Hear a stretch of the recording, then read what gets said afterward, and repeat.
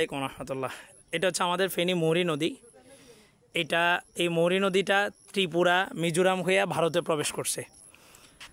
আমাদের ফেনীতে যে বন্যাটা হয়েছিল মূলত ভারতের উজান থেকে যে পানিটা নামছে, এই উজানের পানি এবং প্রাকৃতিক যে দুর্যোগ তখন ছিল টানা বৃষ্টি, এর কারণে ত্রিপুরা মিজোরাম সহ তাদের এই রাজ্যগুলা, অর্থাৎ এই যে নদীর ওই পাশটা পুরোটা হচ্ছে ইন্ডিয়া।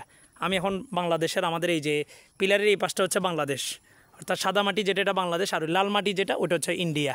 ইন্ডিয়ার ওই যে মূল বর্ডার ওখানে, অর্থাৎ এই জায়গাটা নোম্যান্স ল্যান্ড হিসাবে পরিচিত আর কি। এই জায়গা থেকে তাদের এই উজানের পানিটা ত্রিপুরা এবং মিজোরাম এগুলো সব যখন ডুবা অবস্থা, তারা নিরুপায় হয়ে আমাদের এই সাইডটাতে এসে এই যে অল্প একটু জায়গা শুধু ভাঙিয়ে দিছে।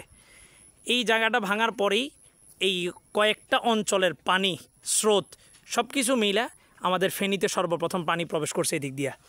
এই বন্যার পানিগুলা যখন এই দিক দিয়ে ঢুকছে আমাদের ফেনী, নোয়াখালী অঞ্চল, কুমিল্লা হয়ে তারপরে আমাদের বাংলাদেশে ঢুকছে। মূলত আমাদের এই বন্যার পানি আসছে উজানের যে পানিটা, এই ভারত এখান থেকে এই এতটুক জায়গা শুধু ভাঙিয়ে দিছে। এই এতটুক জায়গা দিয়ে মূলত পানির বাড়িতে এই সমস্ত যে বাঁধগুলো আমাদের দেওয়া আছে, এখন তো একটু মোটামুটি কাজ হয়েছে, তখন এত স্ট্রং কোনো বাঁধ ছিল না, এগুলো সব ভাঙিয়ে তারপরে বন্যার পানি আমাদের ফেনীতে ঢুকছে।